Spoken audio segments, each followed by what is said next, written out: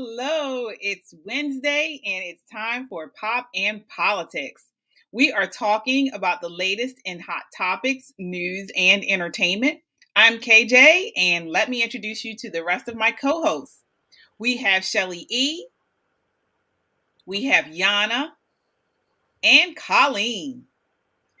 Join the conversation by leaving a comment on Facebook, YouTube, or Twitter. We will check the comments periodically throughout the show.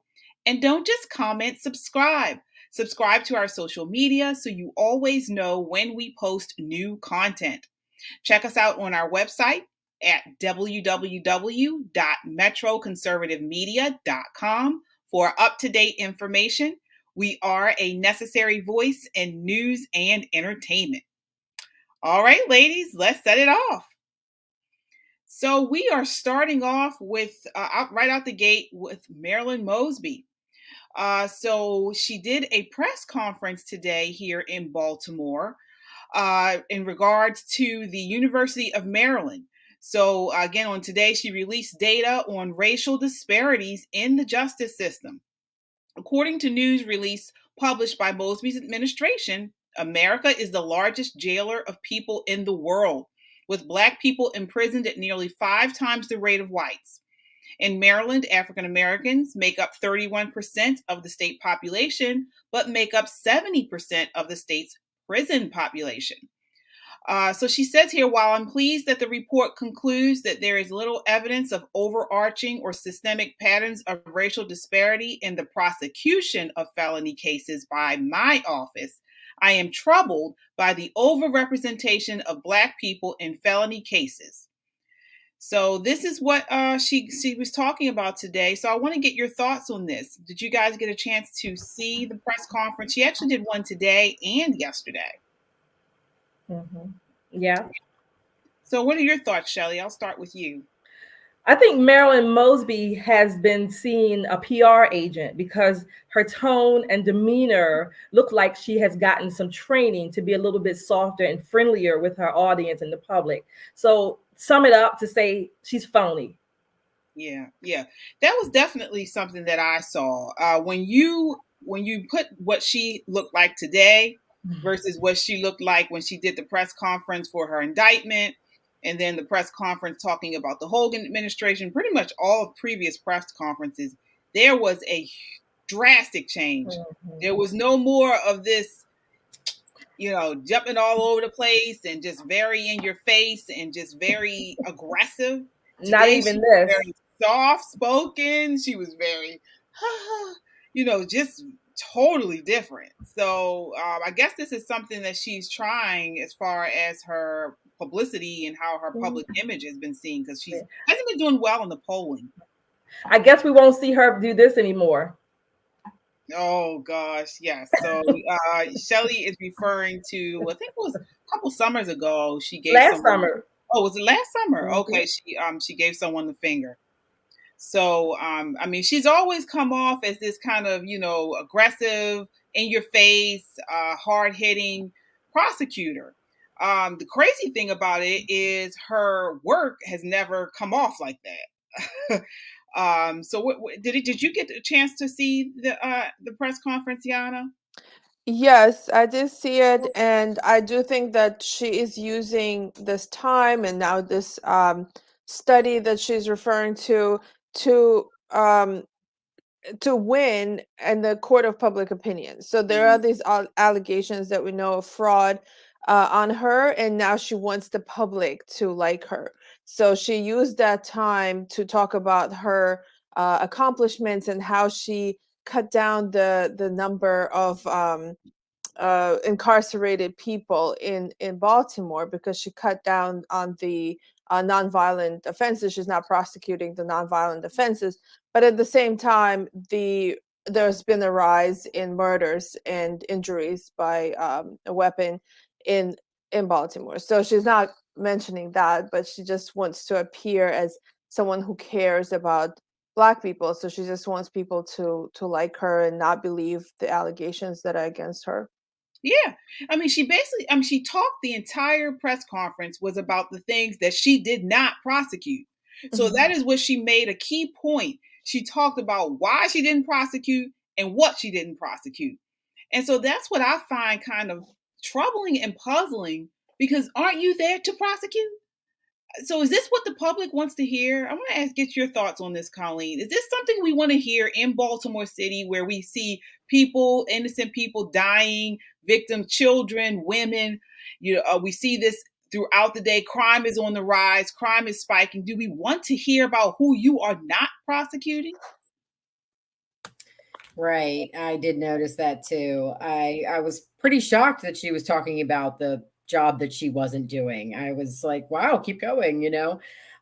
So I mean, too, I do see her point to a certain extent that, you know, we do have a, you know, a prison problem where people are being, you know, arrested for crimes that, you know, we could possibly be helping with, whether it's like, you know, helping them, you know, overcome drug addiction or all sorts of different things. But my main takeaway was when she was like, we're just getting back to the offices. We've been closed for like 2 years. I'm just like, what is it with these Democrats destroying their economies for 2 years in the name of COVID?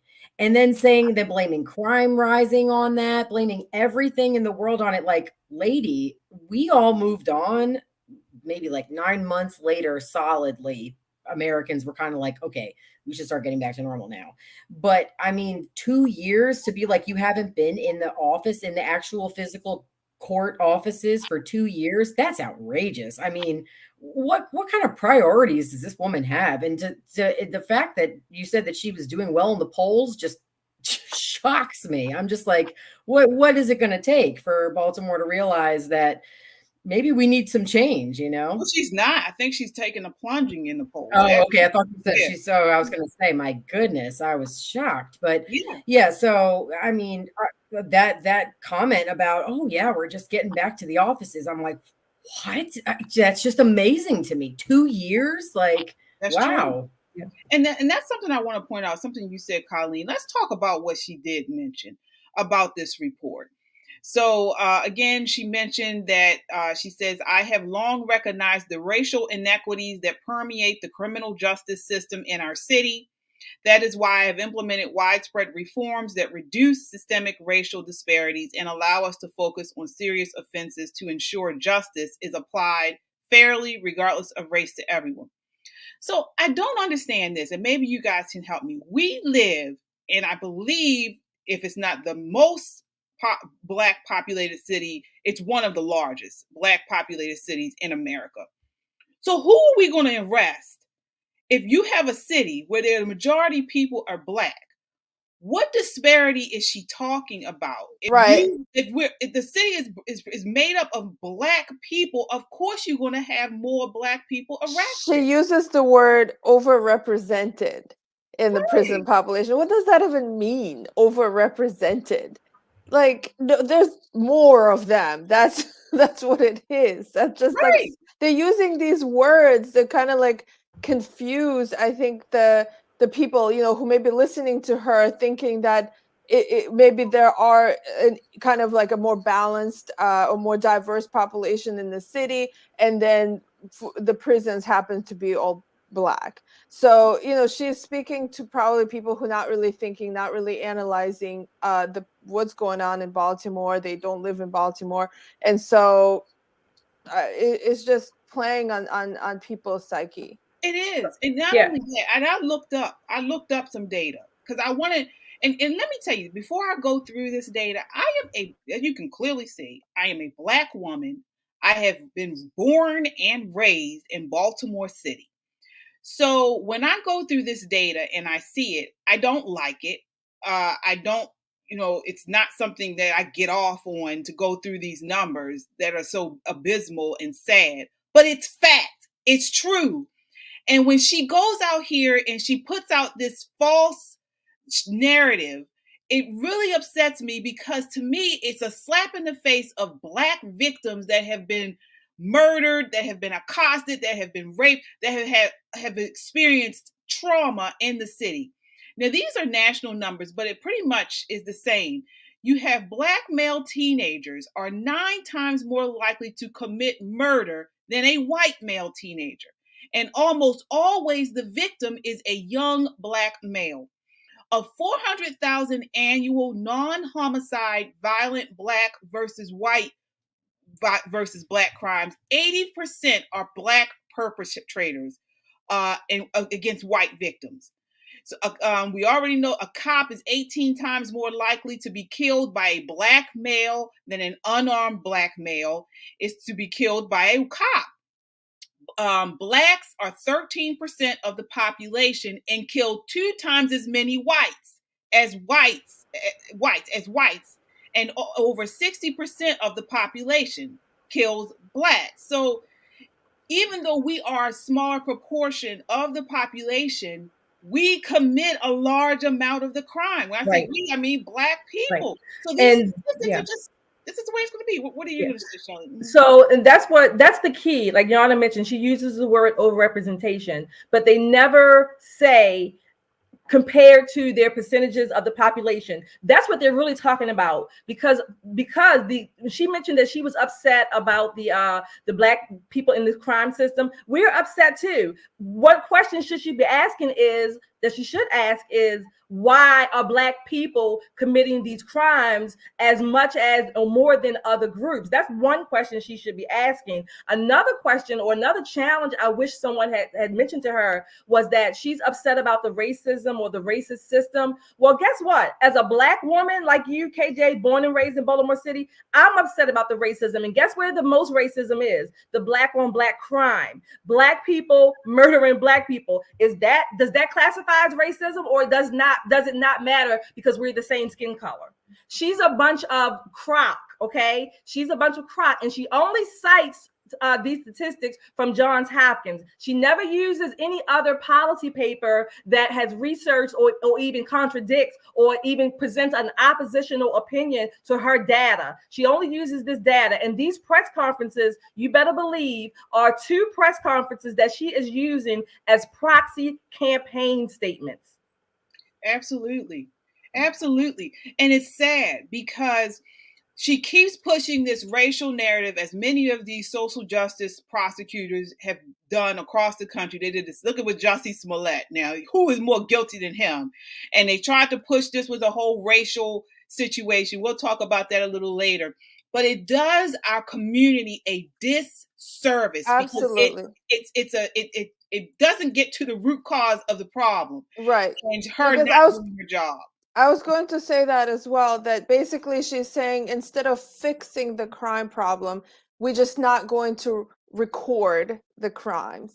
Like, how does that help the city? How does that help the citizens there, that she's not going to, she basically all the crimes that she listed that she doesn't prosecute anymore, like sex work. That's another word that she used instead of using the word prostitution. So it's just to minimize these. I understand, there's certain crimes maybe should be reevaluated, but what she's doing, she's not fixing the crime problem. She's just she's fixing the statistics, and she thinks that on paper it's going to look better, but it's not going to look better for people who live in Baltimore City. No, not at all. And she's making excuses. I listened to her press conference and I said, is this what we want? I mean, is this just me? You talking about all the crime you're not prosecuting? Well, I mean, isn't that for the defense attorneys to talk about what they're trying to get people off and things like? We want her. She's supposed to be prosecuting, not prosecuting. Right. I have no problem with people who advocate for criminal justice system changes. That's fine. Go do that. But Marilyn Mosby was hired to prosecute crime, not be an advocate for the court and the system changes. Go do that. Don't take my taxpayer money and for one thing, while you're buying homes in Florida and condos and you're, traversing the globe in Germany and where else other than being here prosecuting crimes. Because she's an activist, not a prosecutor. Yes. Exactly. Absolutely. And you brought up something there, Shelly. I want to just, before we move on from this topic, talk about, the indictment. So the most significant aspect of of her indictment against Marilyn Mosby by the U.S. Attorney's Office is how squarely it implicates Nick Mosby in her alleged scheme to secure a lower interest rate on a Florida vacation home. So we know last week the U.S. Attorney's Office really put forth even more information regarding this indictment. The revamped criminal charge raises significant questions, among them whether Nick Mosby will be indicted. The federal grand jury is still meeting, and there are many moving parts to the criminal probe. So I want to get you guys' thought on that. Do you think the city council should opt to remove Nick Mosby, from office? Absolutely. Absolutely. And I'm going to say, especially because I finally got my house secured in Florida. And I'll tell you, that market down there is red hot. So shame on them for taking advantage when they owed federal taxes still outstanding at the time and didn't disclose that on their lending application. And like they had water bills that were outstanding, I saw recently and stuff. But I mean, they also claimed hardship to get COVID funds so that they could invest in the Florida market, which they would get a profit off of. They would get appreciation and stuff. And they just cheated their way to the top. And it's funny, it's like the whole time they were probably like, absolutely, we'll get away with this. I honestly think that if it wasn't in Florida, they probably would have. I just think that Florida saw that name on an application and was like, who's Marilyn Mosby? Oh yeah, let's look into this. I truly feel like if it wasn't in Florida, they would have got away with it. That's something so how dare them? About. What are your thoughts, Yana? Yeah, I think anyone who is not supporting the people of Baltimore should be removed. Like, they're not there to profit off of citizens. They're there to serve the citizens. So they have to pay the price. Like, that's the only way people will learn. That's the only way politicians will learn. And what are your thoughts, Shelly? Do you think the city council should opt to remove Mosby as city council president? Yeah, I certainly think he should be voted to be removed or censored, whatever the proper term is.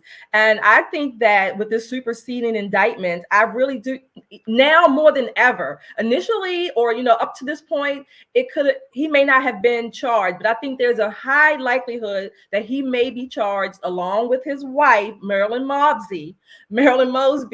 They may be charged, or they could be charged with bank wire fraud with this transaction. That's my thought. I haven't read that anywhere. That's just my thinking. With this transaction, with the $5,000 transfer that she was trying to get the loan. So, transferring money and then having him transfer it back. They could possibly be charged with bank fraud or bank wire fraud, whatever the correct legal terms are. All right. Well, we will continue to follow this story. Again, she just did the press conference today, so we wanted to discuss it. Before we move on, I'd like to go to some of the comments.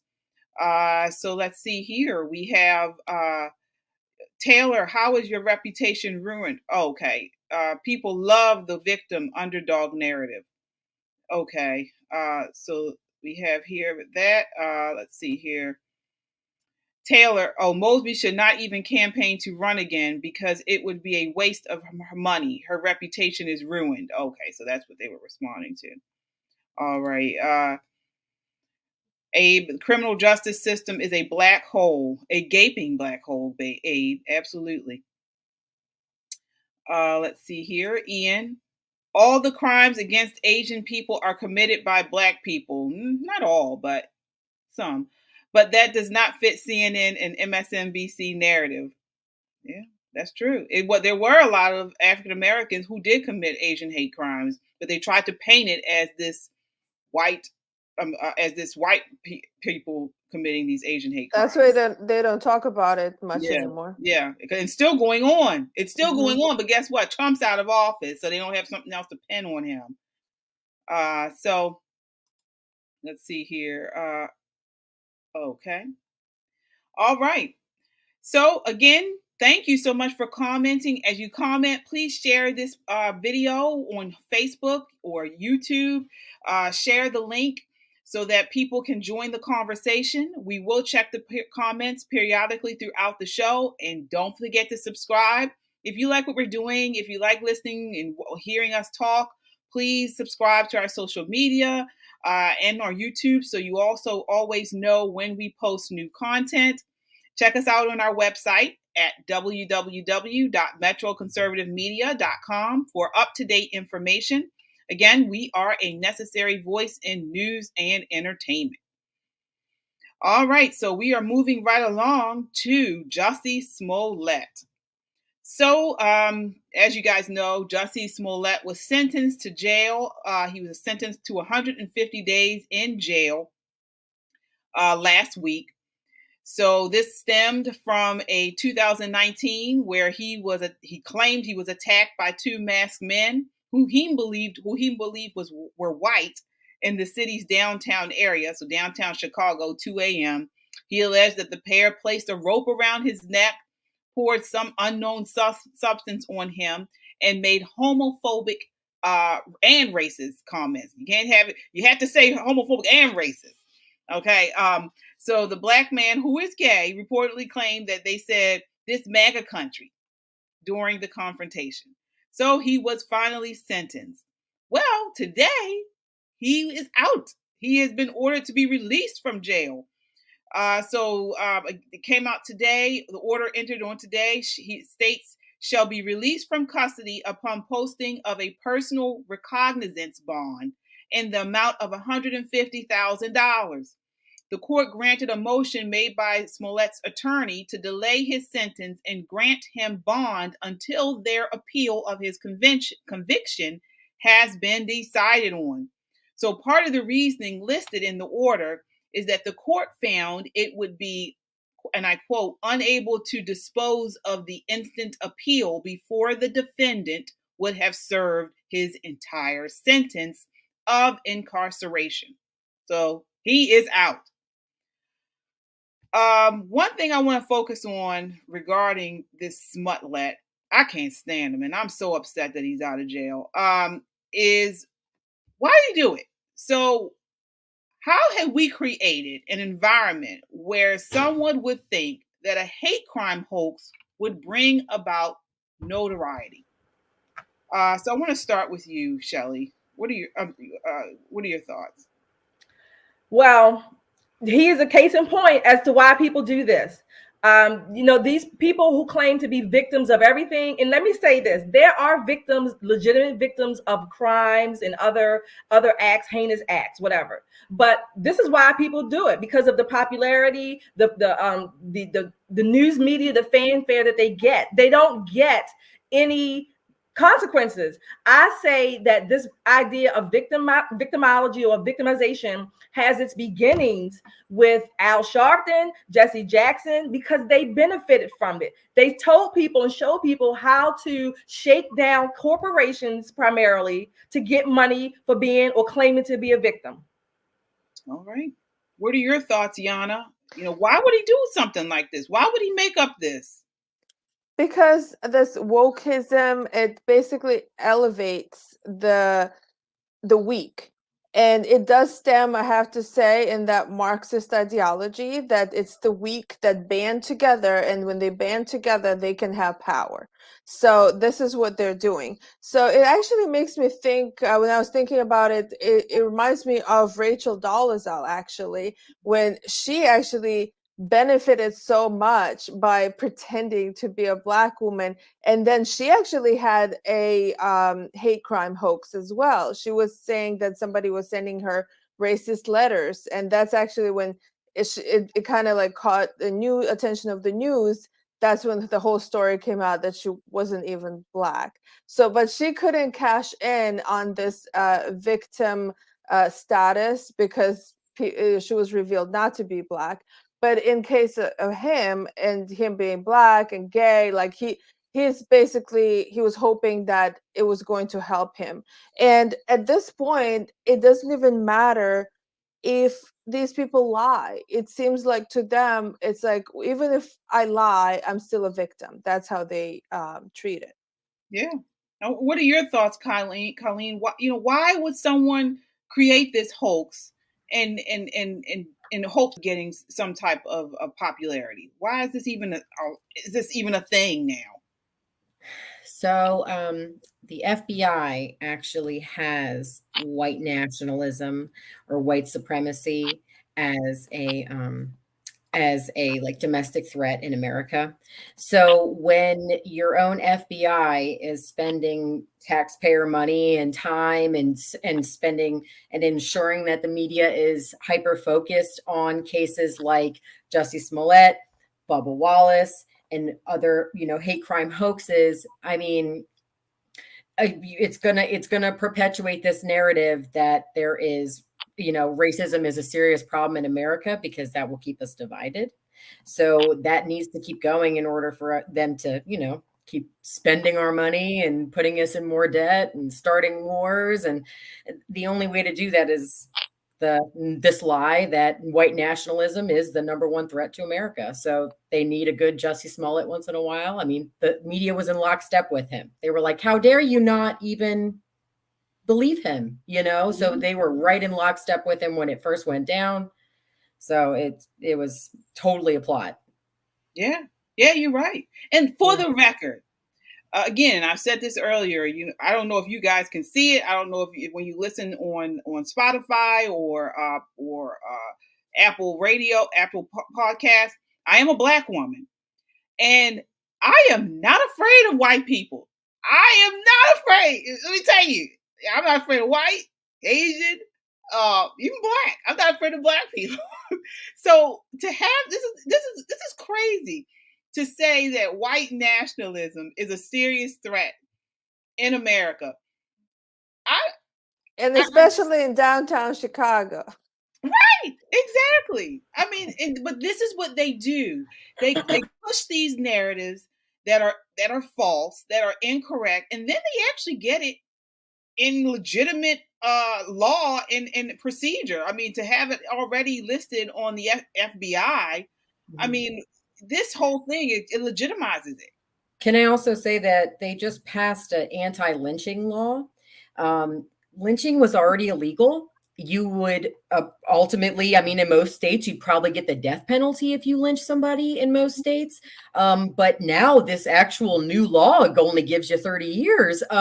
So they made this law in order to perpetuate the thought among people who are not politically, well-versed, that, wow, this must really be happening a lot. People must be getting lynched. Apparently the last lynching that's been known was in 1981, I think. I mean, it's extremely uncommon in America. And I mean, it usually, like I said, in most states would probably warrant the death penalty. I mean, it's a serious crime. It always has been. But they made a law for it. Right. But lynching is synonymous with Jim Crow and in the South. And so they want to keep us in the mindset that we are, living in this type of era, that nothing's changed, that Black people can't vote, Black people can't, as LeBron James mentioned, walk out of their house without getting shot by cops or harassed by cops. This is what they want to perpetuate. Right. So they have to continue to push these laws that really make no sense and do nothing. Right. And that's go ahead.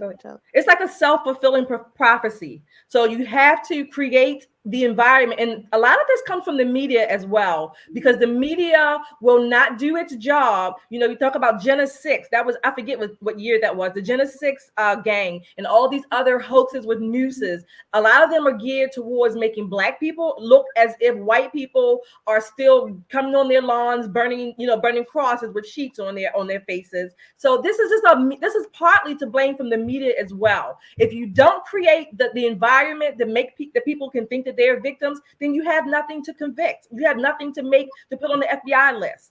This is bullshit. Right. I'm sorry. I mean, absolutely. Yeah. Can I say real quick that if we don't prosecute people for perpetuating fake hate crimes as hate crimes, it will never end. It will never end, because it is a hate crime to make a fake hate crime. Because if somebody gets framed for that hate crime and you're going to just let them go down for it? Like, I mean, Exactly. obviously that would have been a person of that race that would have been targeted and would have, I mean, how is that not a hate crime? So Jussie Smollett, in my opinion, committed a hate crime and stuck to his guns to the end. I mean, guns ablazing. Like, I'm a victim. I'm not going to kill myself. I mean, it was crazy. Yeah, It was that's what I crazy. was saying before when we were talking about this, that yes, it was what he did is a hate crime, and because it snowballs into possible more crimes. So if he says that white people attacked him, of I mean, wouldn't be a logical kind of progression that some white people might get attacked because repercussion for that? Like that, so it goes like, oh, he wants white people to be attacked as a like a revenge thing for what happened to him, if people actually believed what happened to him. We have a So comment here that just posted. Marvin says whites were lynched over the years too, and for petty crimes in the past, cattle rustling, rape, being witches. So apparently it wasn't just a black thing. Anybody was. A lot of people were lynched. in fact, a lot of white Republicans were lynched in the South soon after the Civil War. In fact, it was more white people being lynched in the South in the first several years after the Civil War than black people, because they were from the North, or they were Republican. Wow. Okay. Again, they push these narratives to keep us with this, to keep us divisive, and why do they do it? Also, KJ. Oh, I'm sorry. No, the camera kind of cut off, but not only is it divisive, but it ensures that we never fix the real problems with Baltimore and stuff. It ensures that, because we'll never get better schools if we only focus on Jussie Smollett, and you know what I mean. We'll never put fathers in the homes. That'll never be the topic of discussion. Absolutely. So, absolutely. Yeah. And look what happened. Look at this. So for all that crying and whining, you had these social justice attorneys. The man only served a week in jail. The black gay man who is supposed to be the victim and who was so wrongly, assisted, so wrongly done, he didn't even finish his sentence. He didn't even finish his sentence. Why are we not talking about his privilege? Yes. Oh yeah, right. All of those intersections, you're right, of the privileges. He's black, he's gay, he's a celebrity, he has money, he has all these other celebrities coming to his bidding for something that he did wrong, that was demonstrated, proven in court with the evidence that he did this. He instigated this whole thing. Absolutely. He was too good. He was too good for jail. Like, he is too pampered. I mean, he is like a prince. Like the way that he was showing up to court, like, oh, I'm such a victim, and all his buddies, looking all like metrosexual. And of course, like, he can't be in jail. He's like royalty. Being a victim pays. It pays. It doesn't. Being a victim means that there are no consequences that you have to endure. Exactly. Right. And this is the way that these social justice prosecutors and these Democrat politicians are trying to make it. And what happened? Wasn't Kim Fox on his side because of it? What'd you say? Kim Fox was supposedly on his side the majority of the time. I think she still kind of is. I mean, I would like to take it a step further and say that this was a Democrat operation. I mean, because for them to specifically be like, this is MAGA country, and like have expletives, it's like, my gosh, I mean, who else could write a better script, And the fact that all these Democrat politicians, like the next day, oh, I stand with Jussie, and all the talk shows that were like I said earlier, lockstep, like, oh, you should absolutely believe him. Don't even deny it. It was totally a Democrat operation. So was Bubba Wallace. I mean, the FBI being like, oh, we'll be right there. It's just a Democrat operation, in my opinion. It was like right after Trump got in, or right. Well, this is where it all stems from. I mean, you have for all of their lies and their false narratives and their just out and out just lies, there are people that are actually waking up and they're seeing through this. And so they're getting scared. And you had Trump in office, and for all the bad press he got, he reached out. He was reaching out to the African American community, and some people were starting to wake up, and they can't have that. They've already lost the Latino vote. They came out in the polls this week and said, Latinos are moving to Republicans. And so they're just trying to reach out and try to get anyone they can at this point. They're desperate. We know this from seeing Nancy Pelosi and them in Kunta Kinte cloths, bowing. I forget which. I think it may have been Juneteenth last year or something. It's just pathetic. It's pathetic. So we'll continue to follow this story. Again, he's out. He's out, and no telling what he's going to do next. I'm sure we haven't seen the last of this idiot, Jussie Smollett. So we will keep you all posted. Again, join the conversation by leaving a comment on Facebook, YouTube, or Twitter. We will check the comments periodically throughout the show. And don't just comment, subscribe. Subscribe to our social media so you always know when we post new content. Check us out on the web at www.metroconservativemedia.com for up-to-date information. Again, we are a necessary voice in news and entertainment. All right, let's go to some of these comments because you guys are coming right along, pulling them in. So let's see what we have here. We have here Marvin. Kim Foxx is a disgrace, and these SJW are elected into these offices too many times. Absolutely. Let's see what else we have here. Tyrone. Yes, Tyrone. He's got an excellent show on YouTube, Money Changes Everything. I certainly suggest you guys check it out.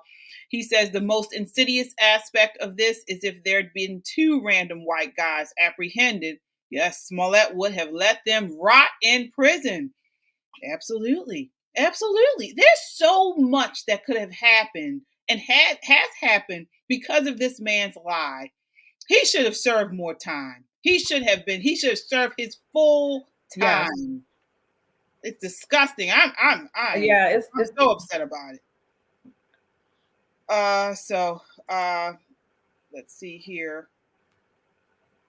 We have here Stephen. He was happy to start a race war. Exactly. He was. And the fact that hasn't been highlighted more is just disgusting, and it's awful. Yeah. So again, we will continue to follow this story. We're moving along to our next topic. So we want to talk about the religion of wokeism, racism, environmentalism, and transgenderism. So we called this on our flyer when we promoted this show. The isms are going to get you. So remember that song? So take a look at this clip.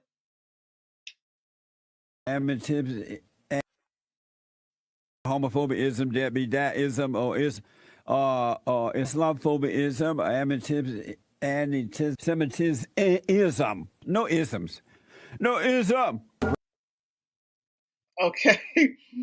That was conservative commentator Jesse Lee Peterson saying there are no isms. So, we have all these isms. So I want to get your thoughts on this. And what effects are these isms having on our society? I'll start with you, Shelly. In a nutshell, they are destructive.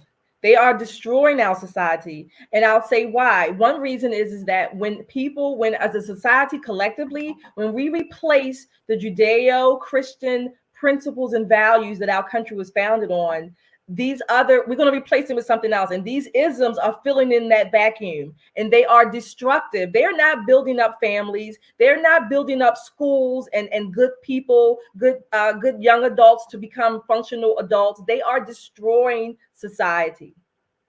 Absolutely. What are your thoughts on this, Yana? These isms, they seem cultish to me. What are the effects on society that you believe? Well, primarily they're divisive on society, and because they have this zero-sum thinking that if you're not 100% on their ideology, with whatever they believe, you're against them and you're an enemy. So it divides the country more and more. Yeah. What are your thoughts, Colleen, on these the effects of this sort of new religion, these isms? What is your thoughts on that? So basically, the effect is definitely going to be that you're going to have a society that's afraid to speak up, and then you end up where we are now, where we have men that are women of the year. So, and this it's kind of like leaving any cult, how you get, excommunicated from the cult. That's kind of like cancellation. That's kind of like how they do it. So the cancellation is like leaving the cult. Yeah. And it's interesting you brought that up, because even with the whole transgenderism, so you have this phenomenon where people, are changing their sex. And then you have some, there've been documentaries on this, where some people who have gone through with the sex change and realize, hey, this is a mistake, I shouldn't have done this. And they come out and speak out about it, and they are trashed by the transgender community. Yeah.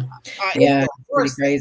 Exactly. Yeah. Like there's a conservative transgender YouTuber that has been saying like she's against children being indoctrinated into it, or any type of hormonal treatment or anything like that on children. And that person literally has been driven out of California. Like she had to move to Texas because she's been attacked like physically and like doxxed and all that, just by having a balanced opinion. The thing is that we're not even allowed to have a balanced opinion when it comes to these things. Right. Absolutely. Go ahead. Yeah, I wanted to say Abigail Schreier. I may be saying her name incorrectly. I always can never pronounce her last name, but she has written extensively, particularly on girls and young people claiming to transition to becoming boys, taking hormones, having healthy body parts removed at such a young age. And one of the things in her documented research is that one of the key findings is that these girls never before had these inclinations, but yet when they were around other girls who started thinking and talking like this, they were sort of, I'm going to say sucked in. That's not her word. They were sort of lured into this cult way, this cult-like identity. And so these girls are, again, they're destroying their bodies, or at least, they have physicians who are destroying their bodies for no reason, except all of a sudden, because they're around other girls who have sort of transitioned, so to speak, they now think that they are boys, or that they were never should have been girls. It is cult-like. Absolutely. And not only that, but even with the environmentalism, you have these people where if you even question something, the plastic bags, anything, you question anything about the global warming or environmentalism or anything like that, they're flipping tables like Teresa Giudice on Real Housewives of New Jersey. I mean, there is no questioning any of it. Yeah, you're with when us. I tried to talk to someone who was speaking about climate change as like the biggest issue in the environment, I said, well, but it's not just, there's no, in fact, not all scientists agree that it's the human hand in this. There could be other reasons, and also we have to look at it from a scientific perspective, not just an activist perspective. And the answer to me was, well, but we still have to, it doesn't matter, like we still have to talk about the issue of pollution. It's like you can still talk about the issue of pollution, but be honest, don't conflate science. Listen to all scientists. And no, it's like it has to be, they don't care about science. It becomes a religion, a cult, like you said. Yeah, the cult, and it's part of a cult is when you distance yourself from people who don't agree with you. That's one of the characteristics of a cult. And this is what they do also. So you'll see a lot of these, I hate to say this, some of these Democrats who are, very ingrained in the isms. If you're not with them on the isms, they don't want everything to do with you. And I talked about this last week. I know you've gone through it, Colleen, where as soon as you break free from the ism, then they don't want to have anything to do with you. And you're demonized, and you're called a villain and all types of stuff. Mm-hmm. Yeah, I mean, and I also read a detransitioner's story recently, and it was very insightful, because I think a lot of us think that it's a issue of their confusion about their gender, or just like a growing phase or something like that, when it actually kind of, in some cases, especially this girl's case, it goes to the victim points. So you get points for being a they them. You know what I'm saying? Having your pronouns as they them. So you may not have ever questioned your femininity before, but it sure looks cool on Instagram if your pronouns are in your profile, and everybody in the classroom has to have a moment of affirmation for you. So this is just one girl's story, like, I don't, the hate mob out there might freak out about a story like that, but it's like, that's just, I thought that was super insightful, that it's really a lot of times it's for woke points for detransitioners. They wanted that affirmation. I'm a they them, I'm cool. And it's ignoring the real mental health issues that people have, especially young people who are so confused, and they have already, being a teenager is really difficult, or trying to find your way in the world. And then you have mental issues, like real mental issues, and they're telling people to do something to their body to fix their mental issues. That Like, can't be reversed usually. yeah, Right. instead of actually dealing like what is going on with these people, like this is a crime, like Yeah. literal crime against human beings. Yeah. Yana, I want to back up something, just kind of support what you're saying. You mentioned about people being confused about the science. So, and this ties into what you were saying, Colleen, about being victims and how we get the status. Well, remember, just know that we have the American Medical Association, the most prominent medical association in America, agreeing not to put a gender or sex on birth certificates, and agreeing with this. So of course people are going to be confused when you have these so-called scientists or this scientific organization saying, oh well, yeah, a girl is really a boy, or there's no such thing as boy, girl, penis, vagina. It's what you want to choose to be. So of course people are going to be confused sometimes. I can understand that. But when you have, again, it becomes abusive, because this is a time that these institutions and the people who represent them are really interloping, really exploiting the people that they claim to represent. I've said that many times. Another example, they are hurting the people they claim to represent. Exactly. And it's actually, I just want to add that it's actually against women. Like, I mean, against men too, but especially against women. How about women in other countries that are being victimized for being physically born a woman? So, and what should we say to them? Like, your gender doesn't exist, or your sex doesn't exist? Like, where these women are getting beat and decapitated. Like, that just happened, actually. It was in Iran, I believe. A woman was decapitated by her husband. And it's like, how are you helping women with this ideology? Yeah. And just to say, go back to what you said, Colleen, this whole ism crowd, everything they say is, oh, I don't want to be, picked out. I just want to be among the crowd. Don't look at me. I'm not for the attention. But then what they do is look at me, look at me, look at me, look at me.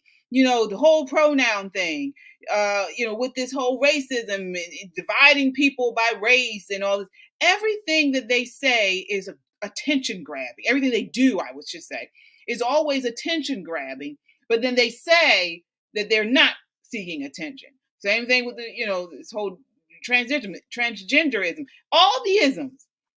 They start out saying, oh, we just want to be amongst everyone else, and we just want, equal this and equal that. And then it becomes, look at me, and teach others and teach children about it. That's another part, that it's a cult. It's like a religion, because it's not enough to just believe in something within yourself.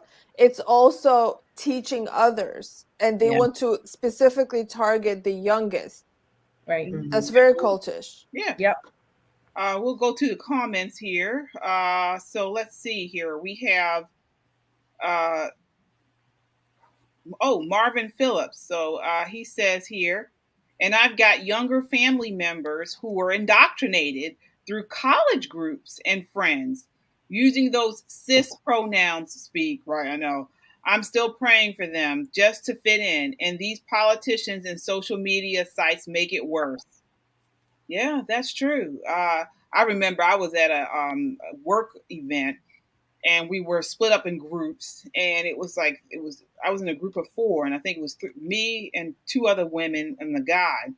And so the two other women, I don't even know how we started talking about this, but the guy made a comment, and they said, "Oh, look at you with your cis." She says, I mean, she started, it was almost like a Starbucks order. She was just like, what's your cis white? There's all these acronyms and stuff talking about his comment that he made. And I said, what are you talking about? I said, hold up. Don't do that. Don't do that.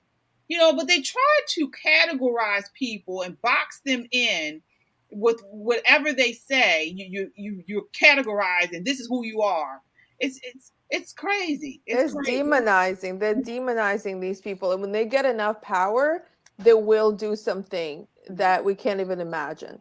Absolutely. Well, again, we will continue to follow the isms. So if you like what we're talking about and you want to know more about how to combat isms, subscribe and continue to follow our show. Again, we are also on Spotify and also on Apple Podcasts. So check us out on there.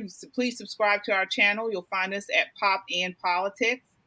So definitely check us out. All right, so we are moving on to the final topic of tonight. Something that has not really been in the news very much, but we wanted to bring it back into the news because it's become a huge issue, the U.S. border. So mainstream news has been detailing what's going on at the Ukraine border. But what about the U.S. southern border? So I want to catch people up on the concerns at our border and the mishandling by the Biden administration. So Shelly, I want to start with you. What do you think about this as far as, this hasn't really been in the news, but there's been a lot of issues that are going on at the U.S. border. Yeah, so again, the Ukraine-Russia controversy war, it's a legitimate concern, but it is also acts as a distraction to what's going on in the United States. I think that all these people coming across our border illegally, our border patrols are being inundated. Their resources are sort of few as far as the labor but I say that some of these criminals coming across the border, and yes, I'm calling them criminals because they're here illegally, I think you can trace some of the crime increases to these illegal aliens, illegal immigrants being dropped in our cities across the country by our government. All right. What are your thoughts, Yana, on the border issues? I mean, we've got a major problem here on the border. Right. And I don't know if you guys have seen that actually it looks like a war zone in a part of the southern border. A U.S. consulate had to close because there's like a cartel war going on. There was a cartel leader that was arrested, and they literally like blew up cars. There's abandoned trucks, and we do not see that as much on TV as we see what goes on across the world. So I think it's a crime against this country. This country deserves strong borders, and if you want to be a strong nation, you have to have strong borders. Absolutely. What are your thoughts on this, Colleen? So I think that Biden is trying to create a new voter base. He's losing the Democrat Party. And I think it's going to perfectly backfire on him because Latinos are going to come here and be like, actually, this guy's kind of an idiot. So I'll probably vote for Trump in 2024. I mean, that's what I would do if I was an illegal immigrant. I mean, well, Actually hard to say. But I mainly, my point is that the Biden administration is trying to create a new voter base, and that's why they're trying to flood the country with all these illegal immigrants, basically. Right. And I don't know if you guys remember during Trump, there was like literally like a caravan of Guatemalans with like flags, Guatemalan flags, and singing their own national anthem. Like I thought that was so bizarre. And the Democrats were trying to say, like, look at the crisis at the border, and these people, they're being mistreated at the border. And at that time, it was years back, I thought like, well, I wonder if it was like a whole bunch of Russians on the border. I mean, what if a bunch of like thousands of Russians decided they were not happy in their country, somehow made it to the border and with Russian flags and started singing the Russian national anthem? Like, how would be the reaction of the American public? I think that wall would have gone up really quickly. Yeah. But and not only that, I mean, I think numbers just came out of border crossings by the CBP, and it's up 63% from last February. So I think the number was like 164,000, over 164,000 encounters they had this February versus 100,000 last February. Fentanyl. I mean, we have seen a spike in suicides during this pandemic, in suicide and overdoses amongst the youngest of our populations. And fentanyl has become, I believe, I read, the number one cause of death for young adults. Young people. For young adults, outside of homicide, fentanyl, opioids, it's a very, very high. I don't know the exact number, but it's very much up there with outside of homicide. Right. And so I want to go along with something with what you said, Shelly. Yeah, because I want to add this. Here is spreading out in cities and across the country. Mm-hmm. I want to add to this, to say this. Democrats, the left always tells us that poverty and no jobs, no education, they are direct contributors to crime, right? Or they're direct causes of crime. Well, if we're taking all these illegal aliens and dropping them all over America, they have no jobs, they have no schooling, they have no other resources to support themselves, then what the hell do you think they're going to be doing? Yeah, it's crazy. Selling drugs. It's totally crazy. And, if you ever have some time and you're like, I wonder what's going on at the border, go to banned.video in your incognito browser, which is Alex Jones's InfoWars site, and type in the border. And my God, wow, your mind will be blown. I mean, they literally fill up these buses hourly. I mean, we literally are bringing on an entire new class of Americans every day beyond than we can even imagine. I mean, if you look at some of those videos on there, you're going to be blown away. And I mean, and there's some that are probably super recent too. I mean, this has been going on since Biden got in office, and they've literally been right outside them unloading all these people off. They've seen kids unaccompanied. They have little blonde kids running in between all these Spanish people. And obviously Alex Jones is like, what is this kid doing here? Whose parent is, and they called the cops. The cops came by and were like, well, can't really do too much. They have them housed in community centers in McAllen, Texas. And I mean, it's pretty crazy down there. So if anybody ever has any time, go ahead, hit up banned.video. It'll blow your mind what's really happening. This is the real war against the American people. Absolutely. Right. Sure. And they were talking about this. We were talking about this on a previous show, how this has put such pressure on the social systems in Texas. And then now that they've overwhelmed those social networks, and now they're flying them across the country. Children, unaccompanied children. Yeah. Children by themselves. Yeah. I mean, it's the human trafficking that's going on here. I mean, it's absolutely intentional. It's totally, there's no way it's not. I mean, they have so many unaccompanied minors at the border, more than ever before. So, I mean, and they had them in little tiny confined areas for the longest time. I mean, I'm sure the conditions aren't much better now, but they were trying so hard to stop that from getting into the media, and they couldn't. But it's still, I mean, they just try to downplay it. It's really. We talk about borders, and I'm going to say something. It may make some people upset, may make some people happy. I don't care one way or the other. So we talk about borders with Ukraine and Russia. Well, damn it, I'm an American. I'm a Black American. I'm a Native American. Okay, I think the borders are fine too. We have borders in our homes. We have borders in people around their fences and yards. I want borders on our border. This is what our taxpayer dollars pay for. The White House, this administration needs to be strung up. Talk about lynching. I don't know if I can say that, but maybe they need to be lynched, because they are abusing and exploiting the opportunities to bring illegal aliens here to suck the resources from hardworking American taxpayers. I'm a Native American. Absolutely. And not only that, not only are they sucking the resources, but they're adding to the crime and to, and I'm not talking about legal immigrants. Okay, I'm talking about these illegal crossing at the border. Last year in El Paso sector of the Customs and Border Protection system, they alone seized more than 4 times the amount of meth and 6 times the amount of fentanyl than they did in 2018. So what is happening here? These drugs are coming across the border illegally, being spread across through our cities. Then this fuels the drug and crime that we're seeing. These, like you said, Shelly, this is all connected. So when you have people like Marilyn Mosby get up on her pulpit, whatever you want to call it, and say she's not prosecuting crimes, what is that? What is that going to do? What do you think people look at that and say and see? It makes no sense, and this is why we're suffering here in Baltimore City.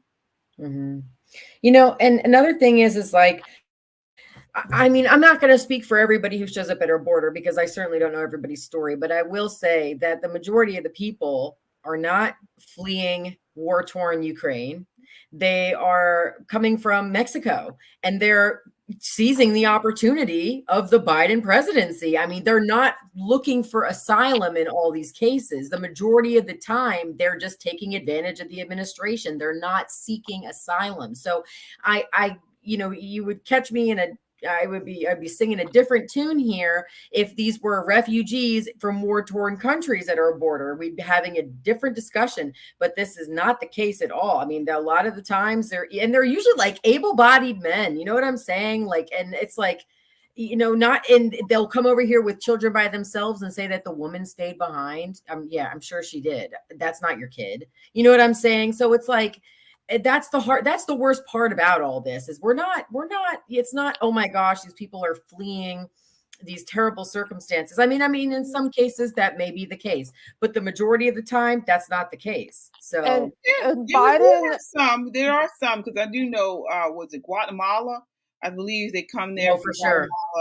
So there are some, but like you mentioned, there are many who are taking advantage. Yeah. And even if they are, the thing is that America still has to protect their own interests. There's all kinds of things that can be going on around the world. It doesn't, we can go case by case, but we will have all these caravans. Like, come on, like they just want to overrun the border at this point.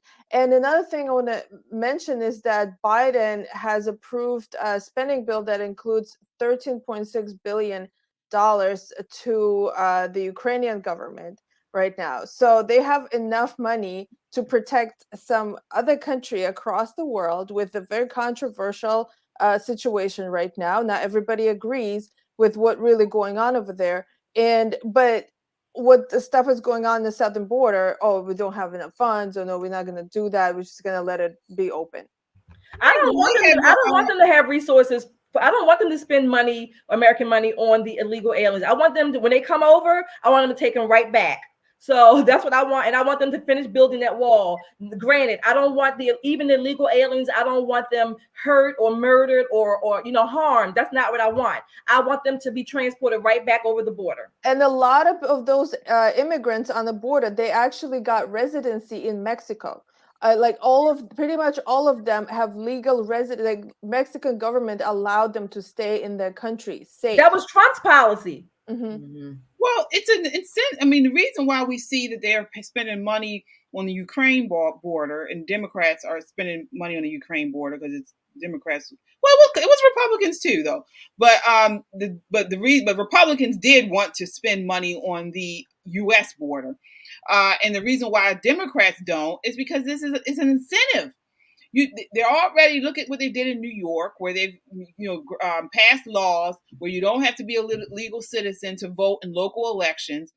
So this is the voting base.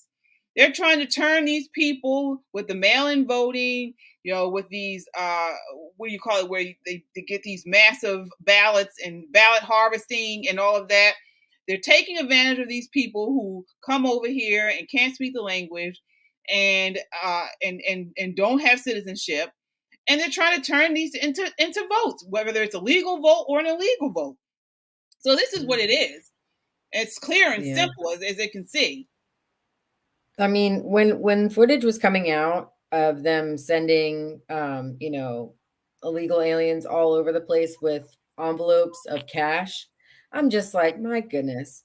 And we look at our inflation every day, and to think that non-American citizens have literally been given cash in envelopes, probably more than most people got for their stimulus checks when we were all forced to stay home, probably more. And that's just so crazy to me. I mean, do you remember when they were doing that policy where they were going to say, if you lost a child, they were going to give you like $450,000 or something during the Trump admin? I mean, it's crazy that they took it back. It was a lawsuit, I think it was. Yeah. Going to pay. Yeah.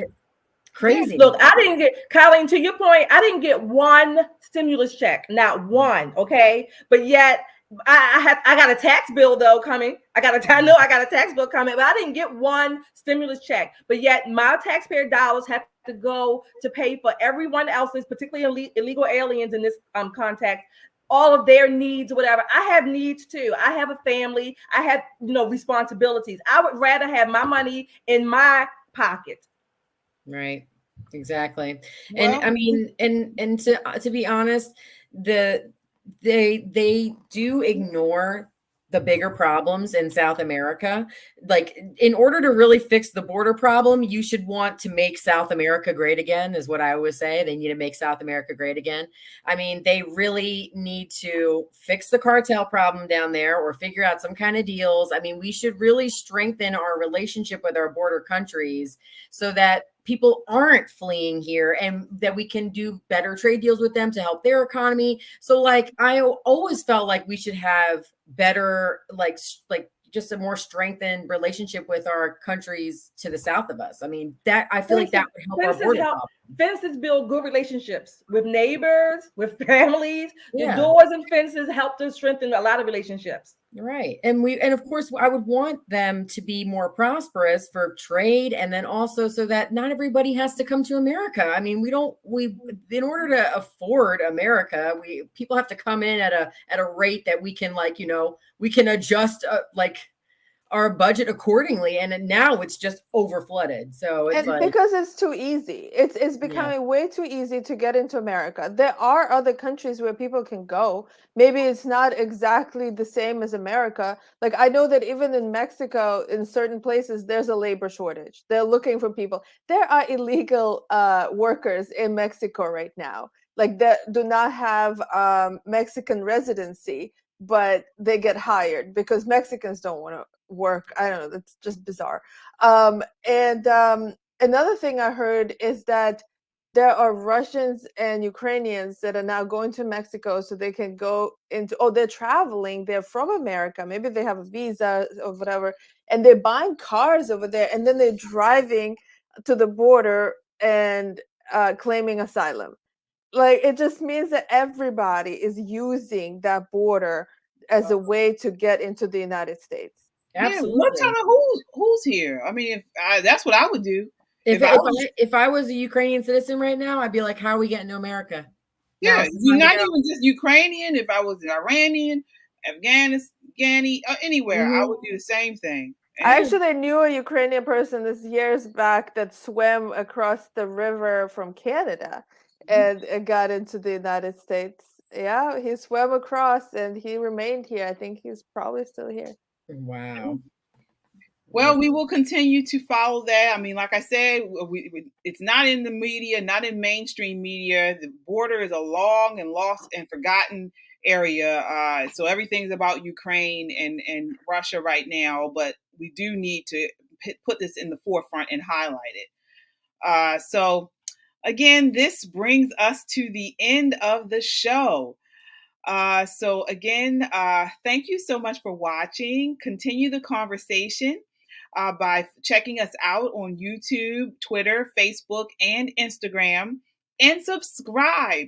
Again, we are also on podcast. So if you want to just listen to us, you can find us on Apple Podcasts and then also on Spotify under Pop and Politics.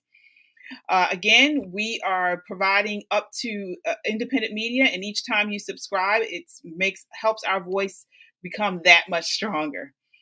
Again, we are a necessary voice in news and entertainment. Check us out on our website at www.metroconservativemedia.com.